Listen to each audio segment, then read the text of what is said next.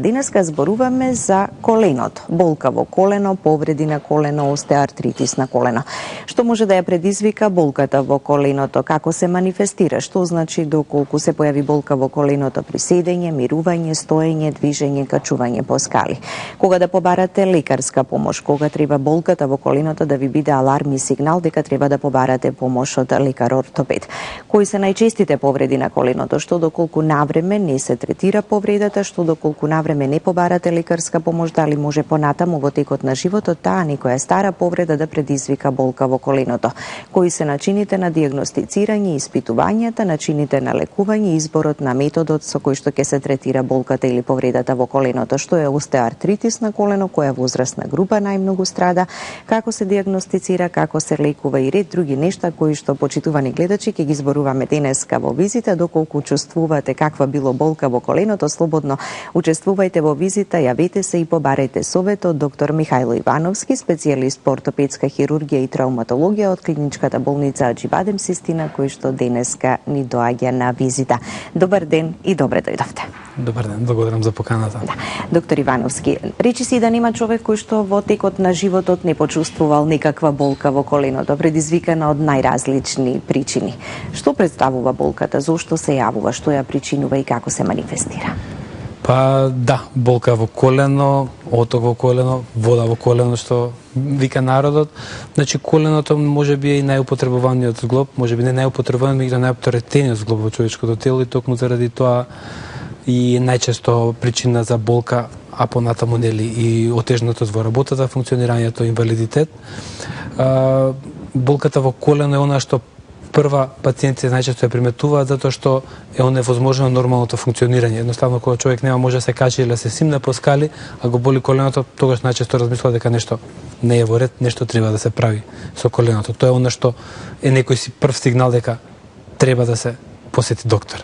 Така, при седење, при мирување, при качување во скали, некогаш вкочанетост во коленото, едноставно од вака седење, па човек ќе се исправи и не може да го придвижи коленото.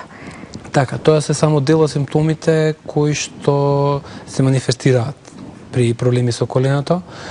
Може да биде, значи, болката првиот сигнал, па потоа да се јави оток во коленото, иако некогаш може коленото и да отече само, па тоа да е причина за болката. Има еден куп причини во коленото, значи коленото е зглоб кој што е составен, значи, нели, коски, раскавица, мекоткивни структури, тетиви, лигаменти, менискуси, кои што секој од нив дава собствен симптом и е причина за болка, оток или нелагодност во коленото, која што понатаму треба соодветно да се истретира.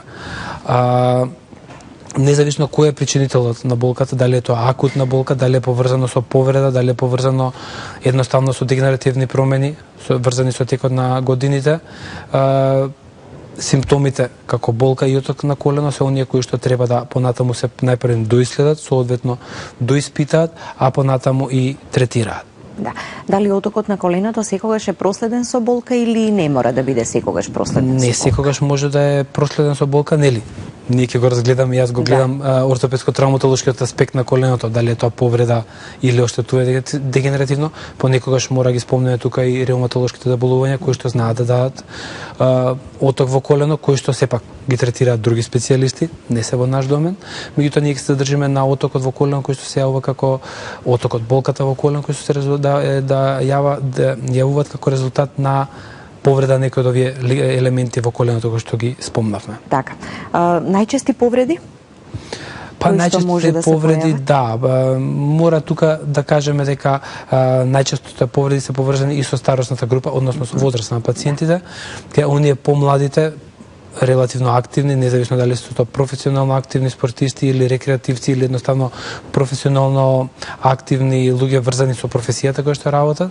Значи тука најчесто страдаат менискусите, како мекоткивни структури во коленото кои што се повредуваат, лигаментите и раскавицата на коленото, а од друга страна пак кај повозрастната група страда најчесто раскавицата која што со текот на годините сакале ни или не се оштетува и прави проблеми, односно предизвикува болка и оток по од минатите години.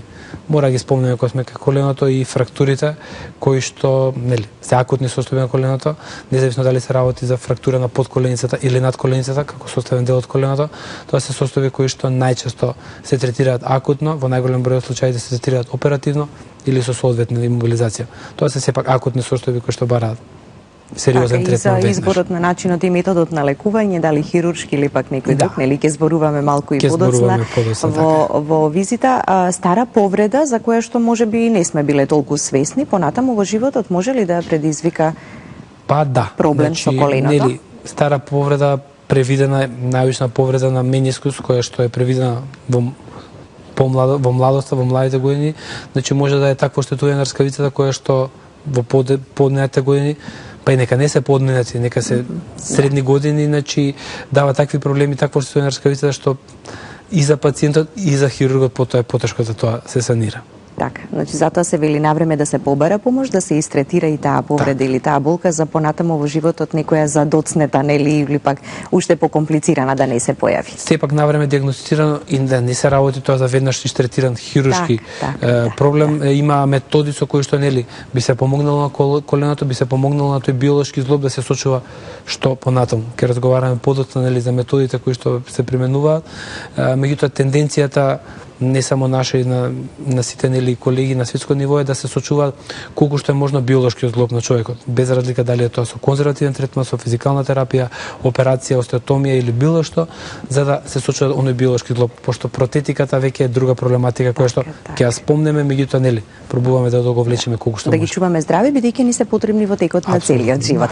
Време е за вестите во 11 часот и ја гледате визитата на доктор Михајло Ивановски, специјалист по ортопедска хирургија и травматологија од клиничката болница Џибадем Систина. Продолжуваме нашата денешна тема болката во коленото, повредите на коленото, она со што застанавме пред почетокот на вестите. Што друго би кажале околу повредите? Ки спомнавме, ќе ги довршиме она што е нели најакутно, најургентно, фрактурите во делот на коленото. Тоа најчесто се фрактури кои што ги зафаќаат зглобните површини, кои што секогаш бараат итен третман.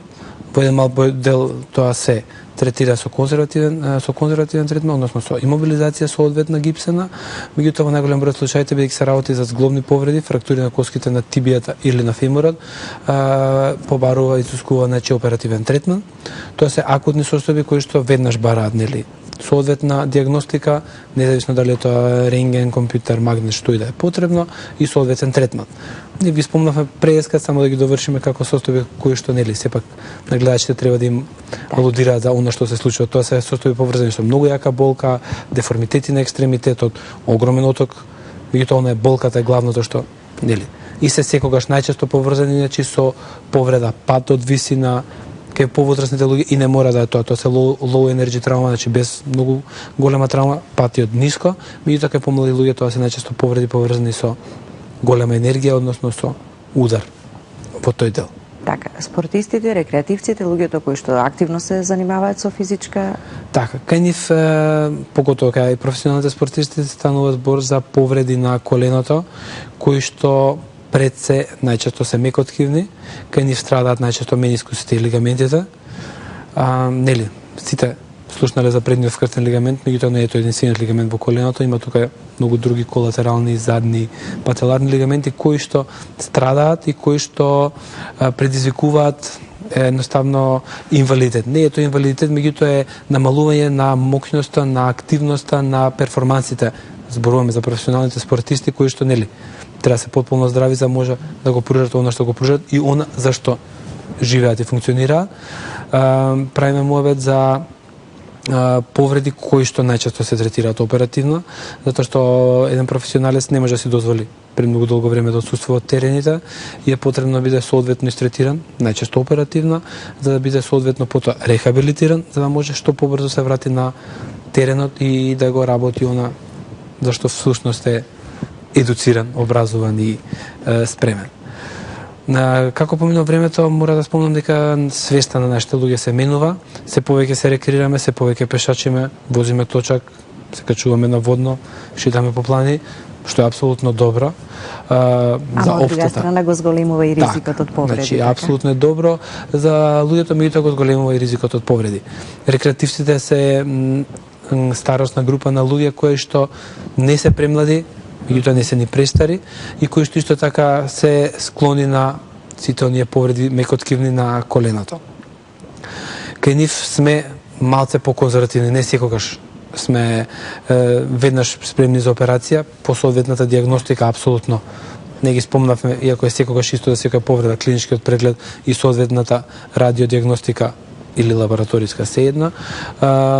По соодветното добивање на соодветната диагноза, третманот понатаму е во зависност од повредата и од она што пациентот очекува. Веќе правиме муабет за рекреативци, односно тоа се луѓе кои што професионално се ангажирани во друго поле, во друга сфера од животот, а коленото им е потребно за рекреација, односно за нормално функционирање. Во зависност од очекувањата и што пациентот понатаму планира да прави е и третманот. Може да биде тоа од конзервативен третман, наобична физикална терапија, преку соодветни апликација на соодветни инекции во коленото, па до оператија. Доколку се работи за повреда, ќе се задржиме на пар од оние структури во коленото кои што ги кажавме, не може да сите да зборуваме. Доколку се работи за повреда на менискусот, тоа е најчесто повреда која што бара оперативен артроскопски третман, при што најчесто делот од повредениот менискус се отстранува, дали независно тоа од внатрешната или надвршната страна, бидејќи спомнавме во претходниот дел дека повредата на менискус понатаму предизвикува оштетување на рскавицата, која што понатаму во животот предизвикува проблем. Тоа се релативно рутински, краткотрајни интервенции, не се поврзани со долго лежење во кревет, со долго лежење во болница, тоа се најчесто one day surgery, пациентот се бале се оперира, вечерта заминува дома, после 3 до 4 недели е апсолутно функционален, спремен за може и да си се врати веќе на нормалното функционирање. Па кога зборуваме за професионални спортисти, за 3 до 4 недели веќе се враќаат на тренажниот процес. Ги споруваме за помладите луѓе, меѓутоа апсолутно мора да ги спомнеме и повозрастните. Значи, доколку еден човек има 60, 70 па и повеќе години, меѓутоа има сочувано колено, сочувана раскавица, сочувани структури во коленото, има повреда менискусот, до тогаш не имал никакви проблеми, никаква болка, значи тоа колено и заслужува да се истретира соодветно, оперативно. Не секогаш е возраста причина за третманот, затоа што спомнав и преска, несоодветно третирано колено, како и секој друг зглоб на човек, меѓутоа зборуваме за колено и колк најчесто завршува со артропластика, односно соодветна замена на биолошкиот зглоб со вештачки зглоб. Тоа е веќе како последно нешто, така, кое тоа го ставаме нели као значи последна опција на третман. Да, ќе ги спомнеме лигаментите, го спомнавме предниот вкрстен како најчесто повредуван лигамент. Не е најчесто повредуван, меѓутоа е најчесто спомнуван, нели? Исто така тој во зависност од возраста на пациентот, во зависност од состојбата на останатите делови во коленото, се третира оперативно, се заминува затоа што сепак еден активен човек, ке спомнеме на 35, 40, 45 години, кој што немал проблеми со колено, а понатаму сака да се бави со било кој контактен спорт, фудбал, кошарка, одбојка. Тогаш тој му е потребен. Периодот на рехабилитација е малце подолг, правиме муабет за 6 до 8 месеци, меѓутоа после тој период се враќа повторно на нормално функционирање. Професионалните спортисти не правиме муабет. Апсолутно индикација за оперативен третман за 6 месеци full time job, односно 60 минути ракомет, 90 минути фудбал или што и да е потребно. Така, она што нормално со периодот со годините си доаѓа, нели, како што и зглобовите и откажуваат, така се намалува нивната функција, да, го ставаме на една страна, но младите се повеќе страдаат од вакви проблеми, токму и заради денешниот начин на живење. Апсолутно денешниот начин на живење е поврзан со се повеќе оштетување. Не сите работиме канцелариска, односно работа, канцелариска работа, кога страдаат други делови од телото, нели, секојдневната професионална активност, физичка активност, работа поврзана со многу клекнување, со многу станување, со многу движење, со многу стоење на нозе, е ризик фактор за оштетување на коленото. Може би од една таква работа не може да се скине предниот вкрстен лигамент или менискусот, меѓутоа може да се оштети раскавицата, која што исто така е составен дел на коленото и обложува коската, која што дава понатаму болка, дава оток во коленото, односно дава понатамошен инвалидитет. Раскавицата како раскавица е дел од коленото кој што може и да се повреди. Правиме станува муабет за остеохондрит дисеканс. Повреда на раскавицата, кога се откачува парче од раскавицата заедно со коската, предизвикува проблем во коленото. Состојба кој исто така треба оперативно да се третира. и кај помладите, па понекогаш и кај повозрастните Така. луѓе. Пред да ги вклучиме и да ги слушнеме гледачите, само уште накратко рековте, се менува веќе свеста комплетно кај сите нас, сите сме повеќе физички активни, но се менува ли и свеста кога станува збор за болката во коленото? Се чека ли долго време или пак ќе помине болката, па можеби ќе се појави понатаму или ќе ја смириме со некаков аналгетик? Така, мора да признам дека се менува и таа свест, нели, се повеќе луѓето кога ќе дојдат ќе приметат дека ги боли коленото, односно човек не е свесен дека има колена, дека нема мака. Кога ќе почне да боли, да отикува коленото, значи знак дека едното, десното, левото колено е тука присутно и знак дека нешто треба да се направи. Да, до скоро нели свеста беше докторе ме боли, ќе си чопаме со коленото, тоа е тоа, да сме живи и здрави. Меѓутоа, луѓето се повеќе сваќаат дека не е тоа целта, дека сепак збориме за квалитет на живот, значи збориме за нормално функционирање. Значи не е исто да коленото не е отечено, да не боли, па нормално да испешачите километар, 2-3, не мора да возите сочек, не мора да се качите на водно. Меѓутоа друго е кога коленото после 100 или 200 метри пешачење ќе отече, ќе почне да боли, па треба да седнете, па значи сепак таа свест полека се менува. Да. Да ги слушнеме сега и прашањата на гледачите. Добар ден, повелете. Добар ден. Прашање за докторот, мислам да кажам пред се, значи имам повреда на менискусот на левото колено. Имам правено магнетна резонанса, одев по предлог на докторот, одев на некои си физикални терапии, меѓутоа и покрај терапиите се намали болката, меѓутоа присутна е постојано. И оток, не е нешто многу видлив, меѓутоа на клекнување, пример на свиткување на ногата го чувствувам отокот и од задната страна, на наодот од магнетна, читам и некоја циста има таму. Сега, што предлага докторот, дали би можела да одам на консултација кај него? Така, ќе ни кажете колку години има ли значење сега возраста, доктор Михајлов? 49, уште малку. Добро. И доколку има потреба, слободно поставете прашање, нели, за да се добие една покомплетна слика. Ако е ова доволно, советот во ред. Ви благодариме за јавувањето. Во принцип, да, најчеста повреда која се случува најверојатно, значи се колку што добро разбрав се работи за повреда на менискусот. Од симптомите кои што ги има гледачката, пациентката, значи апсолутно повремен оток, болка, прикачување по скали, повремено кочување коленото, значи се тоа се знаци кои што одат во прилог на повреда на менискусот. Магнетот е до диагностика апсолутно златен стандард за добивање на тие потребни информации. Со оглед на возраста и состојбата, најверојатно ќе треба пациентката да се третира оперативно, иако е многу неблагодарно вака преку телевизија, нели, да се дава. Кога добро ќе се види, нели, зашто станува. После прегледот апсолутно ќе станува збор, меѓутоа чим веќе некој временски период станува збор за малтретирање, буквално малтретирање, болка, оток. Да, намалена болката, ама се уште присутна. Да, се уште присутна, најверојатно станува збор за повреда која што ќе побарува некој понатамошен третман. Така. Да го слушнеме следниот гледач. Добар ден. Добар ден, повелете. Дали имаме следен гледач на линија? Ало, добар ден. Веќе сте вклучени во визита, повелете со прашањето. Вака, јас сум мајка на 12 годишно детенце. Детенцето активно се бави со спорт, веќе 6 години, здрав начин на живење. Од време на време, на промена на времето се јавува болка во коленцето. Од страна. Не е честа, меѓутоа знае да се јави болка. Само дали е поврзано со едното или со двете колена? И дали Само едното колено. Значи ниеден друг зглоб не е зафатен? Ништо друго, ништо. Физички активен, со 5 тренинга, со здрава храна, со сите работи. Од B17, калциум, здрав живот водиме. Добро. Значи се работи за 12 годишно момче кое што е во развој, како што кажавте, нели, спортува, здраво живе, значи предпоставувам дека тоа е поврзано со растот и развојот на лигаментите, поготово што не е поврзано со оток во коленото, е од надворешната страна, како што кажавте, така да надворешната, се извинувам што ве прекинувам, од надворешната страна болката е во вид, вели мама, како нешто да ме врти внатре. Значи, најверојатно тоа е поврзано со растот и со развојот на тетивите околу коленото. Нели, би било убаво да се види чисто за да бидете вие раат и да бидете, нели, сигурни дека тоа е тоа. Така.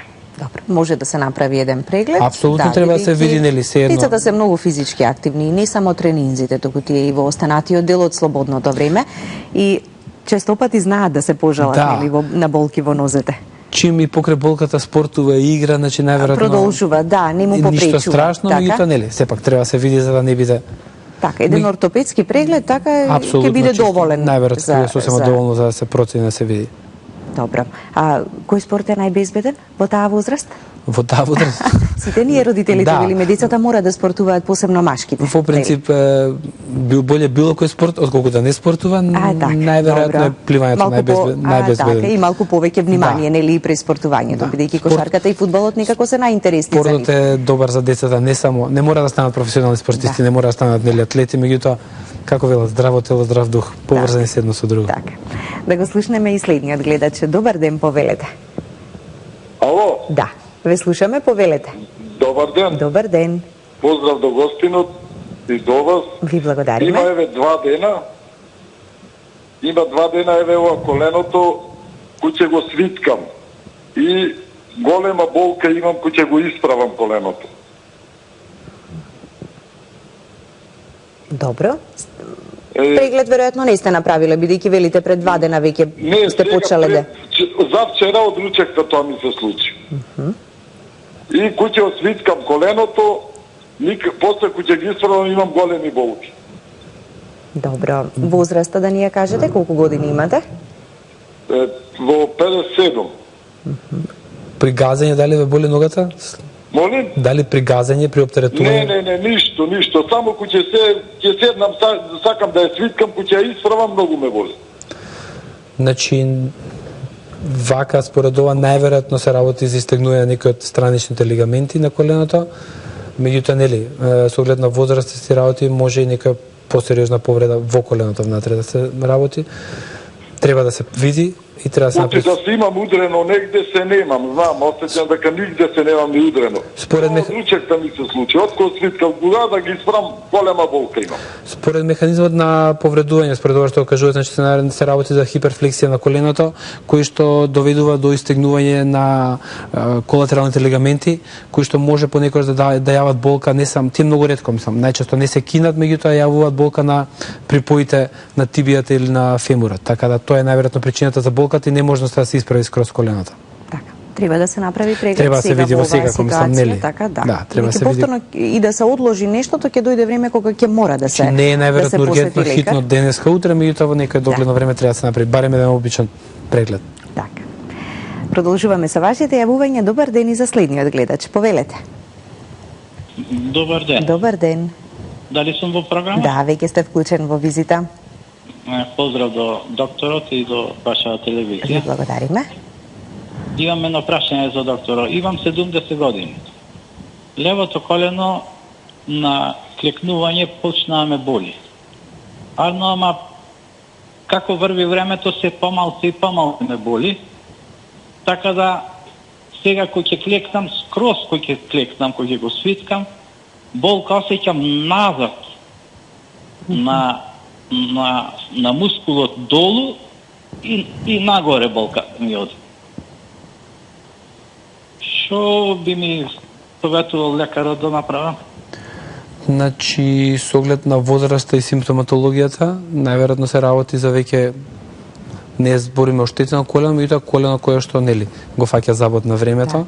Најверојатно само дел од рскавицата. Со самите години, значи апсолутно ништо не спортувате, ништо не работите, како поминува времето рскавицата, кај сите нас се троши. За жал. Тоа е тоа што во коленото се троши доколку нема било каква повреда. Најверојатно се работи за некои дегенеративни промени, почет на артроза или веќе артроза во подмината фаза. Во принципот како би се направиле соодветна диагностика и преглед, со оглед на возраст и тоа што го кажува пациентот, најверојатно би требало некој тип или на физикална терапија како најконзервативно или апликација на интерартикуларна некој тип на инекции. Не е благодарно вака сега да нели јас кажам што, меѓутоа на таа возраст во обид да се сочува биолошкиот склоп, пред да се примени било каква радикална интервенција, доаѓа пред апликација на интерартикуларни инекции, било тоа да се фабрички, хемиски добиен и хиалуронски киселини, кои што ги има производители, или апликација на ПРП, метода која што веќе не е така релативно нова, меѓутоа се преминува кај нас во државата. Значи тоа е плазма за збогатена со тромбоцити. Од самиот пациент се вади крв, таа крв се обработува по посебна формула и она што е потребно, плазма збогатена со соодветни клетки, повторно се аплицира назад во коленото. Тоа е, значи, грубо народски кажано, нешто што ќе го подмачка коленото. Значи, ништо не може да ја регенерира рскавицата, меѓутоа може да ја помогне да тие болки се намалат, односно животот на самото колено се пролонгира. Така. Во секој случај повторно еден преглед па да се види што понатаму ќе се прави. Да го слушнеме и следниот гледач. Повелете, добар ден. Ако јас сум на линија, добар ден. Да, веќе сте вие наред и да го слушнеме вашето прашање. Јас имам прашање, нешто колкот ме боли, а и осеќам дека ми е потечена карличната коска, уствари кај кукот, од едната страна, од десната страна, од левата, нормално. Као што ми била левата, ми била порано и десната. Сега ми е отечена. Чувствувам болки, страшни ноќе, ме вртај, внатре ме бие. Тоа е прашањето. И госпоđата Бардиева би сакала да ја прашам. Ама сакам и да ми одговорите. Зошто само од Ади Баджен ги викате докторите? Дали ние немаме од државната болница квалитетни доктори за да се да не лечат? Или сите тие што беа квалитетни преминаа за поголем личен доход, кој што ја знам докторката за тироидна жлезда Ана, прејде во Аджибаден, Систина, со тоа што мислам дека не е во ред, не е само за пари, треба да се лечат нашите пациенти во нашата државна болница или како се вика поново. Така, останува изборот на секој пациент каде сака да се лечи. Ние од секаде имаме доктори на визита и од приватниот и од државниот сектор, да.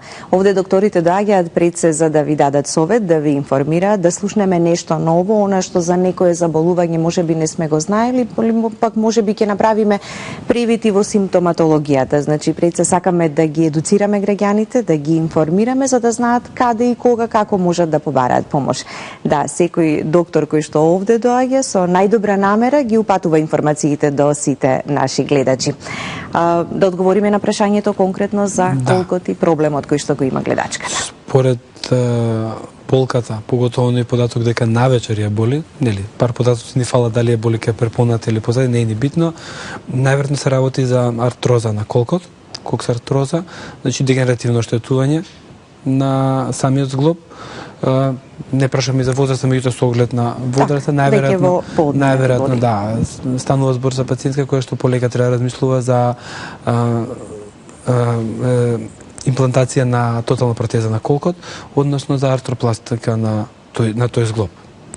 Значи, метода која што е рутинска, која што се применува и која што во принцип дава понатаму квалитет на живот, односно без болка, без ноќно будење, нормално движење, функционирање. Така. Основната цел и на лекувањето која што сака да се постигне. Кога станува збор за колкот која веќе ќе дојдеме во една таква состојба, оштетување на рскавицата, оштетување на самиот зглоб, се препорачува таа тотална артропласти за да едноставно се помогне на пациентот. Так. Често пати ние самите знаеме да кажеме ако не боли коленото или ако не боли зглобот на раката или друго место, реума имаме, така, веќе се надминува таквиот став.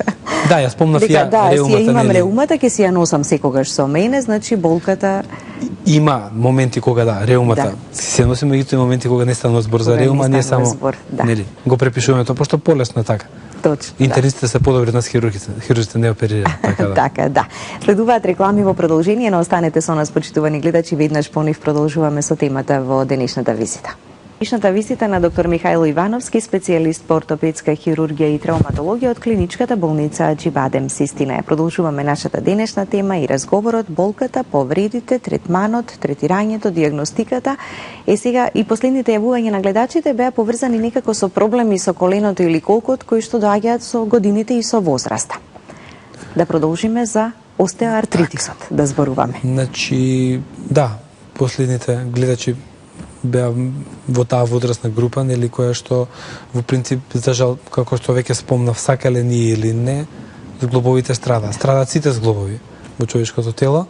Ние денеска разговараме за коленото, прашањето беше и за колкот. Не дека скочниот зглоб не страда, меѓутоа коленото е најчесто на удар. Тие дегенеративни промени кои што се случуваат кај сите нас, ние не може да ги спречиме.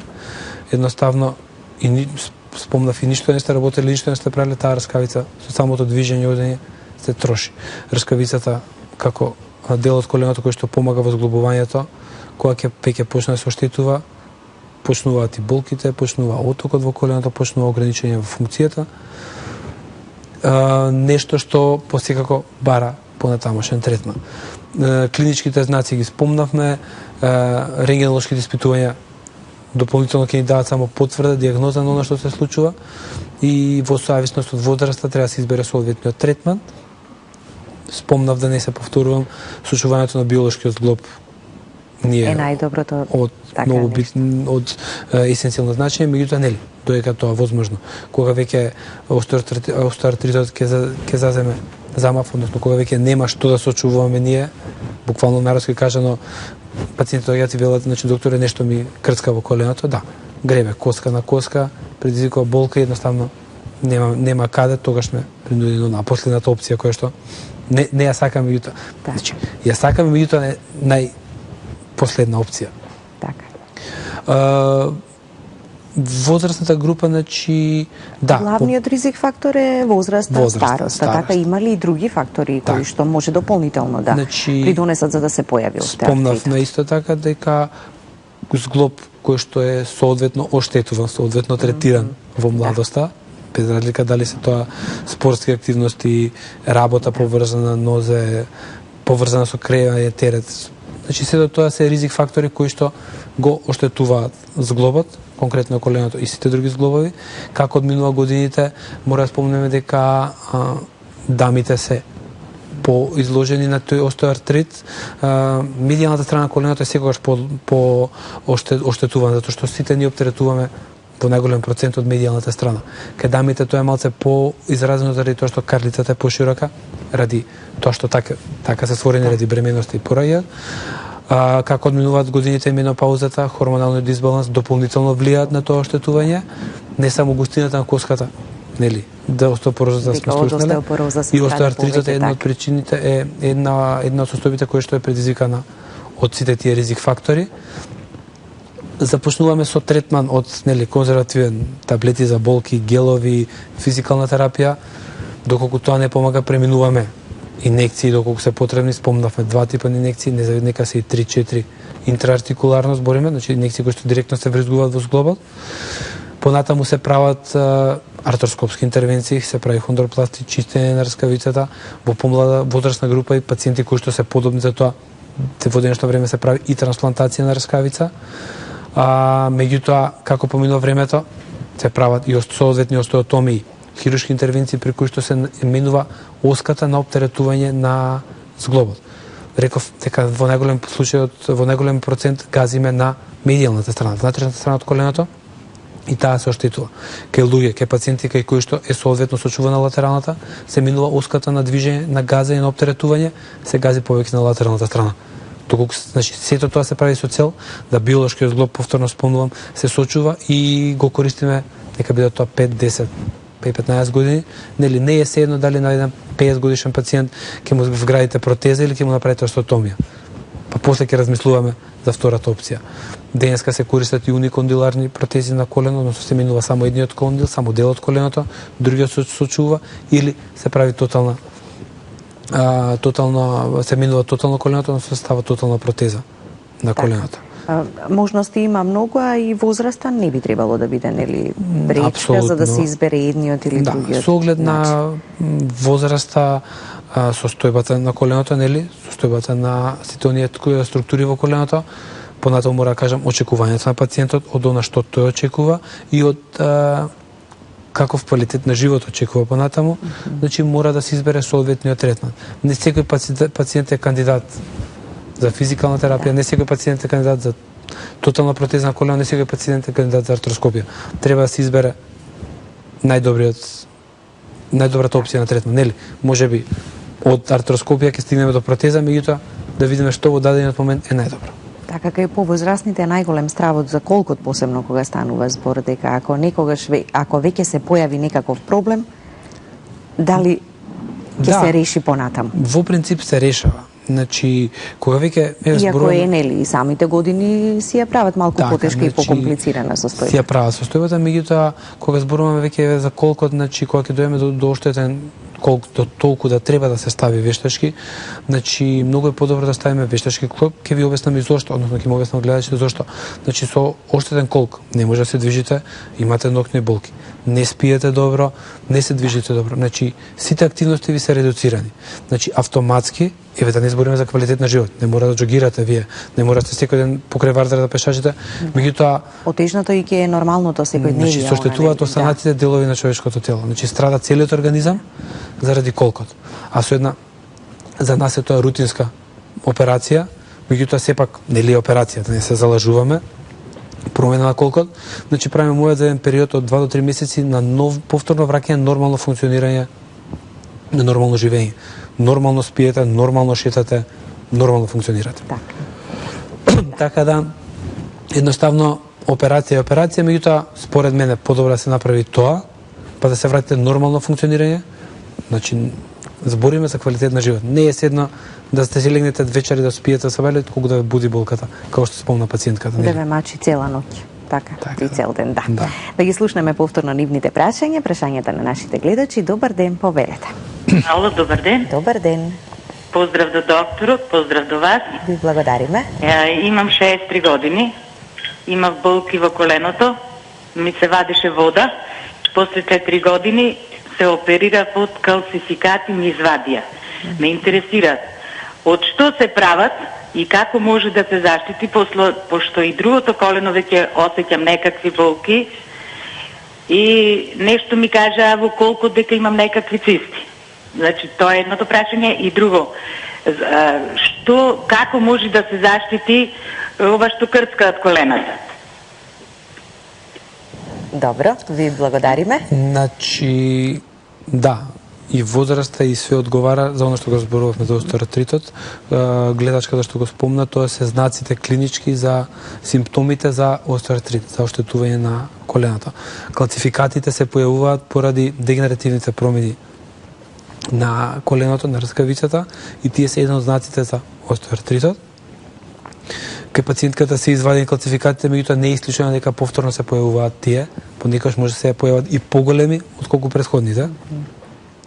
Крцкањето и на истото, така? И на истото колено. А сега спомена дека веќе и на другото колено. Значи апсолутно истото се случува на двете колена. Значи може би едното малце поише оптеретувано од другото, нели сите ние не газиме, не се движиме исто, меѓутоа апсолутно исто се случува на паралелно на двете колена. Онаму кај што ќе се извадат калцификатите, не е исклучено да се формираат поголеми и повеќе калцификати. А крцкањето или крепитациите ги спомнав претходно, значи на местата каде што веќе ја нема рскавицата да го облажува триењето, каде се гребе коска на коска и се формира таа болка. Претпоставувам дека пациентката има и оток, тешко се движи по скали. Превенцијата би дошло во предвид апликација на интерартикуларни инекции, оно што го спомнавме, а во зависност од состојбата и степенот на штетување, возраста е веќе на граница да се размислува за вештачки колена. Треба да се видат рентгенските снимки за да се процени. Што понатаму. Меѓутоа во секој случај апликацијата на интерартикуларни инекции е превенција која што може да и помогне. Така. И оваа гледачка и еден од претходните што се јавија спомена за водата во коленото. Да се вади. Што понатаму, што значи вода во колено. Значи тоа е оток на коленото. Значи коленото нормално ствара течност оноко колку што му треба, исто така има механизам да таа течност се извади навр, грубо народски кажано. Што има вишок на течност во колено, што има вода во колено, коленото има проблем. Значи така тоа размислува, така тоа реагира, ствара течност со идеја дека да, ќе го подмачкаме, ќе го решиме проблемот. Не може да се реши проблемот дури не се детектира и санира. Колку год пати да извадите вода од коленото, течност од коленото, повторно ќе се формира пошто не е решен проблемот. Значи коленото доколку се остави да мирува пар денови, нека си пар недели со соодветен третман на ладни облоги, ациди, борици, мраз, ќе се санира, ќе се намали отокот, ќе се намали болката. Меѓутоа, повторно ќе се појави отокот при првото движење, односно при првата активност. Не е решен проблемот. Треба соодветно да се додиагностицира, да се види проблемот и да се реши. Така. Вадењето на вода од колено е решение, меѓутоа не секогаш. Ја искрено многу не го сакам така пункциите на колено. Ги избегнувам максимално колку што можам. Да. Да го слушнеме и следниот гледач. Добар ден, повелете. Добар ден. Добар ден. Имам едно прашање до докторот. Дали по оштетување од реумартритисот за колената и рацете во нозете, а има и отоци и болки, што може да се преземе друго? Во принцип, доколку се работи за реуматен артрит, значи основното заболување, реумата мора да се третира, бидејќи тоа е она што ги оштетува зглобовите. Значи, основното заболување мора да се третира, значи тоа сепак интернист реуматолог треба да се обрати господјата, а оштетувањата кои што се јавуваат како секундарен ефект, како резултат на оштетување, тогаш да, ги третираме ние, во зависност од оштетувањето на зглобовите, се преминува соодветна техника и соодветен третман. Меѓутоа, основното заболување мора да се третира и да се санира. Значи, ние, како травматолози и ортопеди, ги решаваме секвелите, односно проблемите кои што се јавуваат како резултат на оштетувањето на зглобот поради реуматоидниот артрит. Така. Клиниката за ревматологија, кај доктор ревматолог, така е она што треба да се побара помош и преглед да се направи. А во одредена фаза, кога веќе станува збор за поголемо оштетување на зглобот, треба да се размислува за соодветен третман. И друго. Да. Затоа се лекарите тие кои што нели ја проценуваат состојбата и знаат да ги упатат после потоа пациентите каде понатаму. Добар ден за следниот гледач. Ало? Да, повелете, ве слушаме. Добар ден, се слушаме. Да, се слушаме одлично. Поздрав до докторот и до секој до емисијата. Ви благодариме. Имам едно прашање со врска со коленото. Имам болки веќе од средина на април. Во внатрешноста од левата страна на десното колено. Имам ударено блокада, но ништо не ми помогна од таа блокада. Бев на физикална терапија пред 2-3 дена прекинато. Имам закажено магнетна резонанса сега на 9 јули.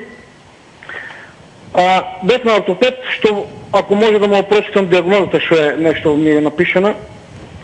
Добро, ако е тоа кратко, нели, да ни кажете во кратки црти. Можна е почетна асептична некроза медијална кондила и можна е аквара хрустница или менискуса медијално. Идиопатична асептична костна некроза. За колку годишен пациент станува збор? За возраст од 50 години. 50 години.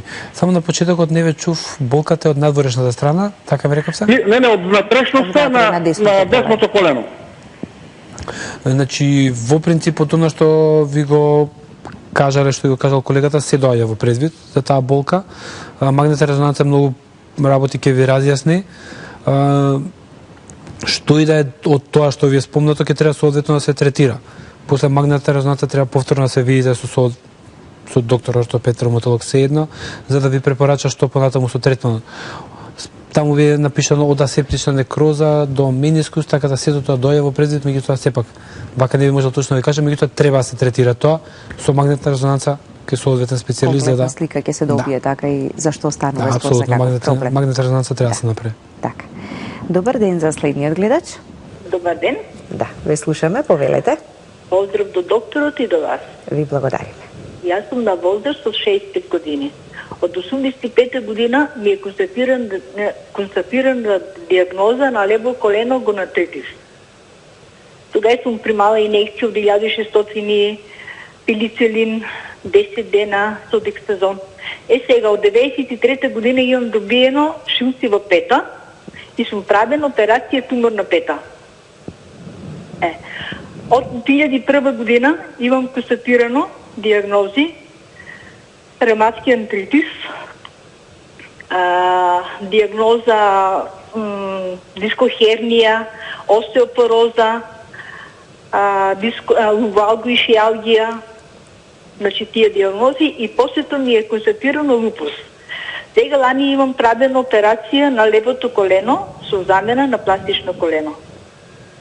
Али после операцията имам добиено диагноза, мислам, проблем ми се появи, пулмонална емболия. Пошто имав тромбоза. Сега се уште сум со дубак, што не можам да одам, пошто имам проблем во кишмата. Боли ме десното колено исто. И сега ми е прашањето до докторот. Дали смеам и дали може да се правам операција на другото колено? Пошто сакам, истата диагноза ми е гонартритис и сакам да се правам операција на другото колено. И после колку време може од тоа колено што сум правена, сега да се правам операција на другото колено? Добро, ви благодариме. Во принцип, значи, се работи еден мултидисциплинарен проблем, нели? Повеќе здравствени проблеми. Повеќе здравствени проблеми. Она што е, значи, прашањето, нели, кога временски, значи, сепак кај господјата треба да се процени добро, затоа што пулмоналната емболија е еден од ризик факторите постоперативно. Значи, доста сериозна состојба, која што треба соодветно да се додиагностицира, да се иследи, за да се види ризикот колкав е самата интервенција. Инаку другото колено може да се оперира, значи веднаш штом се рехабилитира едното колено и убаво се раздвижи, се вертикализира пациентот, може да се оперира и другото колено. Но тука е сега многу поважно другите состојби, така? Да, многу поважни се другите состојби отколку нели хируршкиот техничкиот дел на промената на коленото. Болката во кичмата исто така треба да се види, да речи да се докаде што е што се случува во тој дел, пошто пациентка спомна дека има и остеопороза, значи да се види да има и таму некои остеопоротични фрактури кои што прават дополнителен проблем, така да после една убава евалуација во консултација нели со кардиолог, анестезиолог, да се процени ризикот од самата интервенција и што би добиле, што би можеле да изгубиме. Инаку да, штом се раздвижи и се вертикализира пациентот после операција на едното колено, може да се оперира и другото колено. Може и другото, добро. Да го слушнеме и следниот гледач. Добар ден, повелете. Добар ден, најпрво да ве поздравам. Се јавам од Скопје, имам 22 години, имам проблем со коленото, чашката ми се изместува. И при тоа, при некои нагли движења и се собира и течност крв. Неколку пати сум бил на лекар, што може да се преземе во врска со тоа. Добро, доволно ли е, доктор Михајлов? Да, во принцип, така, да го слушне гледачот и советот. Млад дечко кој што има проблеми со, како што кажа, со луксација на пателата, значи со изместување на чашката. Чашката се изместува во однос на зглобот на надколеницата. Она што се јавува по време на отток и крв во коленото е затоа што при секој тоа излегување че се оштитува дел од рскавицата, како на феморот, така и на чашката. Значи, млад човек кој што апсолутно треба да преземе нешто од тоа колено, треба да се санира таа повреда. Има неколку опции на третман, треба да се избере вистинската, затоа што на 22 години со овој проблем едноставно не се знае што понатаму низ животот, така како ќе се рефлектира ако не е третирано сега. Има методи, има техники кои што ќе му помогнат да функционира. Така, и тука во поглед на испитувањата, така би требало магнетната резонанца да се направи? Ќе треба наобичен рентген, ќе треба друг тип на рентгени со оптеретување, со флексија, во соодветен агол, ќе треба магнетна резонанца да се види состојбата на раскавицата, за да се избере соодветниот третман. Да. Проблемот ќе биде решен. Е решлив, така, значи, на 22 години не може да се посебно и на тие години, така, само да не се остава да остане како проблеми понатаму. Добро. Добар ден, повелете. Ден, овде како гледачка од Гевгелија, поздрав за вас и за докторот. Ви благодариме. Јас имам проблем со коленото, имам диагноза шилци. Шилци имам. Бев тука во Богданци, иде докторица од Скопје, од Сашо Младенов. Не знам од која клиника е. Иде ми правеше ехо пред 3 години. Малку ми се подобри, ми стави 2 месеца бев по инекција пример. Десното колено не толку, а левото ми е многу стакне, ми се блокира. Ми е блокирано, круто ми е, блокирано ми е, не можам да се качвам по скали, осекам така болови, го смирувам така од време на време, ќе се напием метафен, ќе пием аналген, така да мачкам некој. Помине малку болката, така да. Така колку да помине болката, али не е тоа. Да. Дали не има некој излаз, тие случаи да се поништат, да се излечат? Добро. Годините, уште возраста или пак ни кажавте на 63 години. 63, добро, ви благодарам. Значи, да, шилците се знакни. Голем проблем. Така. Народ го вика шилци, тоа е гонартроза, значи на коленото, со оглед на све што кажа. Гледачката претпоставам дека тука ќе треба да се стави вештачко колено за да се реши проблемот. Што веќе имаме и оттежното движење, укочување на зглобот, неможно за флексија екстензија, како што кажа пациентката, така да, односно гледачката, така да претпоставам дека ќе треба.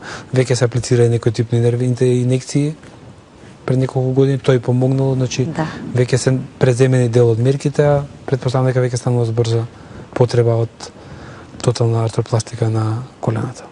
Така. Да слушнеме уште едно јавување и уште еден гледач. Повелете со вашето прашање. Добар ден. Добар ден. Гледачка од 55 години. Слушам дека зборите само за колена. Дали може нешто да кажете и за рамена? Затоа што навистина многу ме болат рамениците и инекции имам примано и терапии други, и физикални терапии и нема спас. Добро, како тема ќе го имаме во некоја следна визита, ама и ве поставите го прашањето, па ќе добиете препорака и советот. Благодарам. Да. Болките во рамото, така? Во рамената, да. И рамото е зглоб, нели? Така да горе до листото се случува во рамото. Релативно поретко, затоа што не газиме на рамото, се шалам. Меѓутоа истото се случува во рамото, да.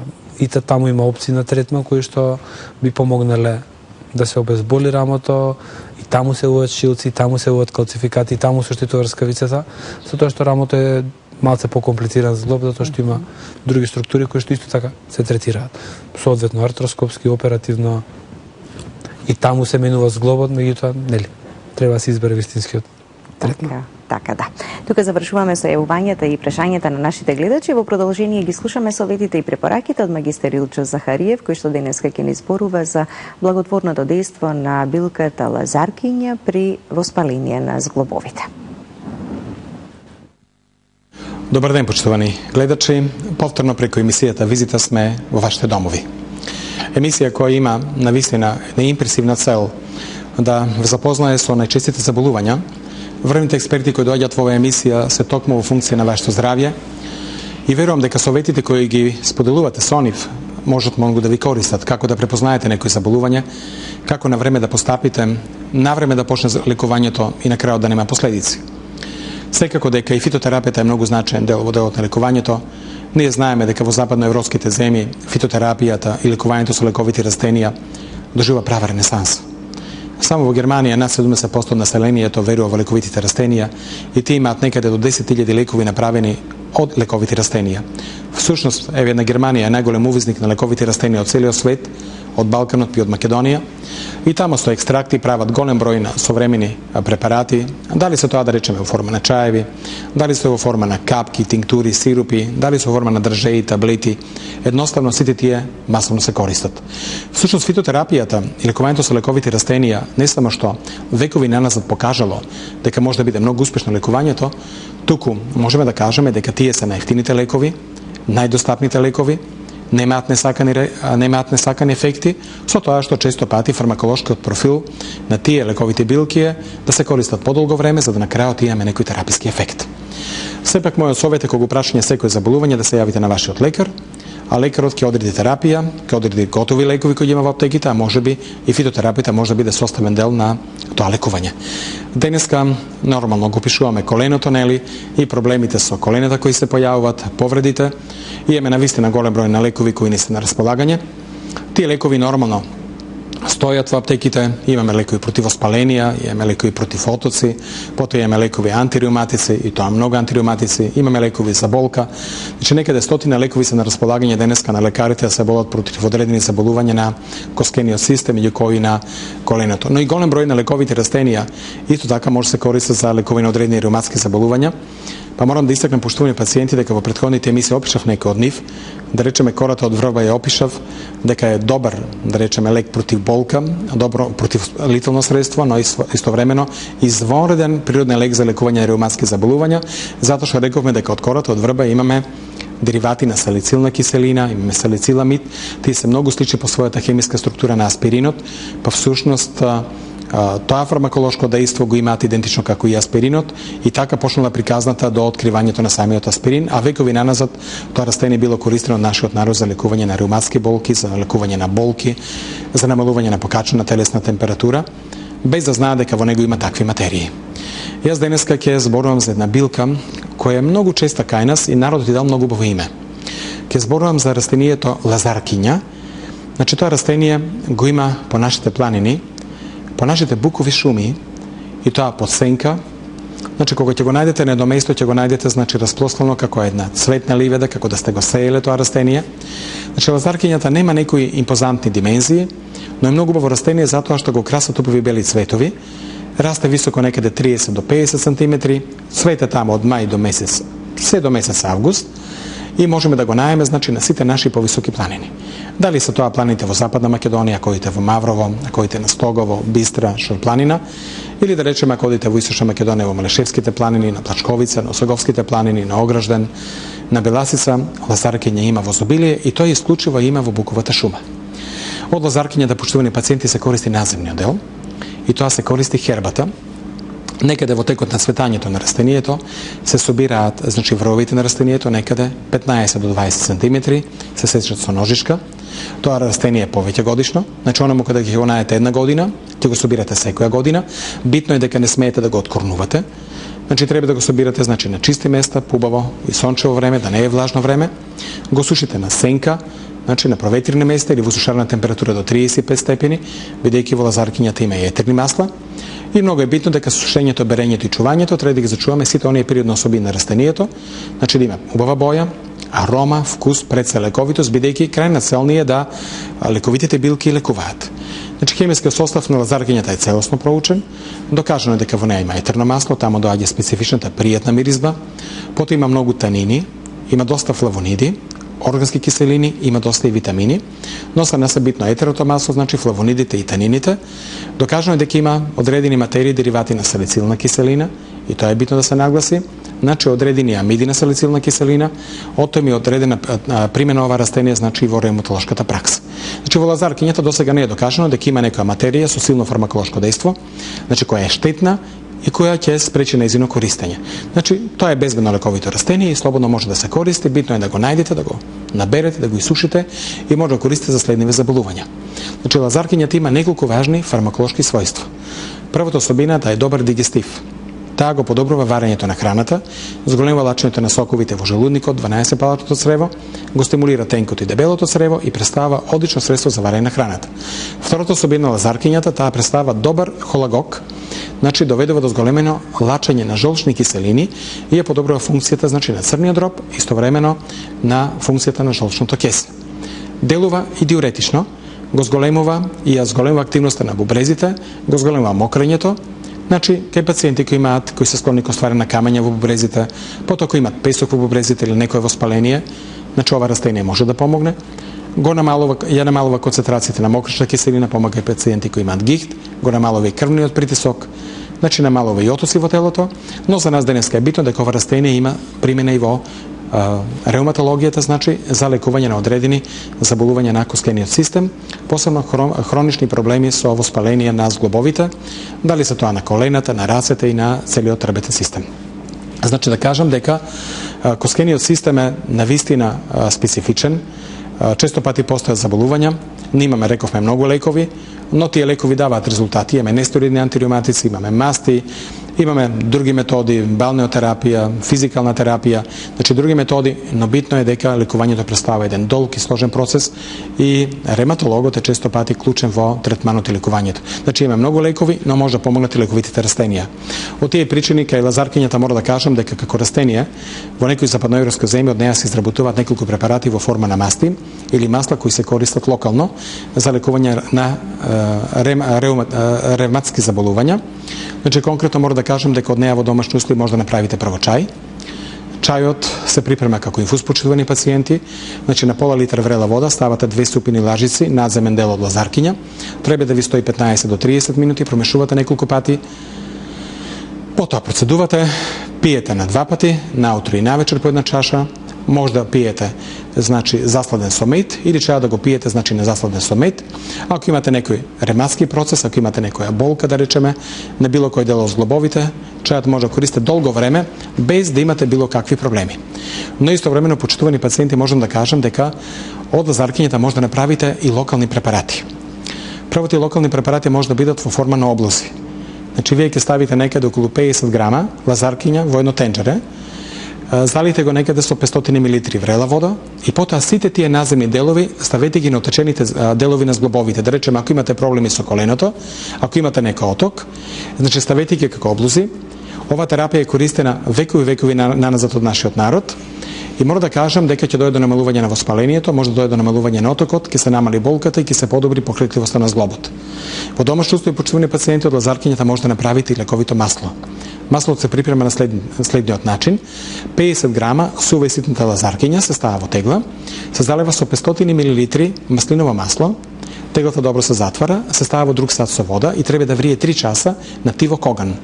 После 3 часа, кога ќе се оди, се процедува, имате квалитетно масло кое може да го користите надворешно за третирање на болки, да речеме мускулни болки, реуматски болки, болки во зглобовите, ако се слабо покритливо отечени, и битно е дека тоа масло е максимално безбедно, дори ги има истите фармаколошки ефекти, како се готовите фабрички препарати во форма на масти, од групата на нестероидни антиреуматици.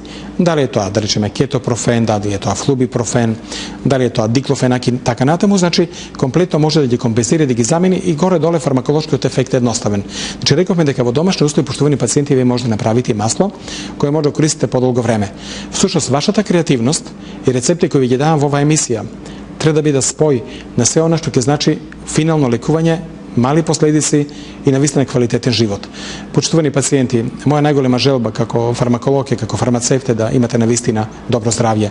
Токму моите совети преку емисијата визите се во таа функција, но пред си самата емисија има таа функција да имате одлично здравје, да ни живеете долго и во прилог на сето ова ви посакувам да наредната емисија да ви навистина да бидете здрави живи. Совети и препораки од господинот Илчо Захариев, истите ќе ги слушнеме односно за нова тема поврзана со она за што зборуваме во визита, веќе и во утрешната и она која што е после тоа. Се разбира дека, верувам, со внимание ги следите, ги слушате, го памтите она што господинот Илчо Захариев го кажува, за да можете да го примените во одредени ситуации и состојби кога ќе ви биде потребно. До крајот на денешната визита, само уште кратко време, доктор Михајло, да ни упатите последни совети како да ги зачуваме зглобовите здрави, и посебно кога станува збор за коленото. Треба да не служат во текот на целиот живот. Така, треба да не служат, нели? Кога сме помлади, не им обрануваме внимание, меѓутоа болат покасно. Како и за се друго, како нели? И за се друго. Значи, колку можеме да ги сочуваме, не секогаш можеме да ги сочуваме, меѓутоа, нели?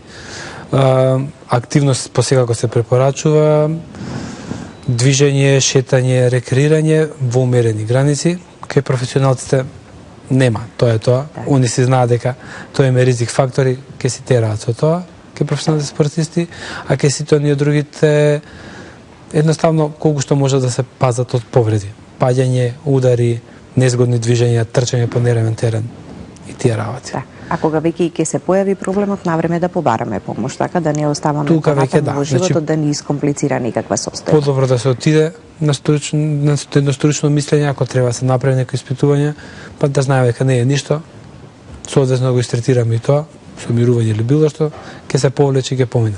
Да не оставиме една банална, мала повреда, да направи поголем проблем понатаму. Во животот. Да. Ви благодарам што ни бевте денеска на визита. Благодарам за поканата.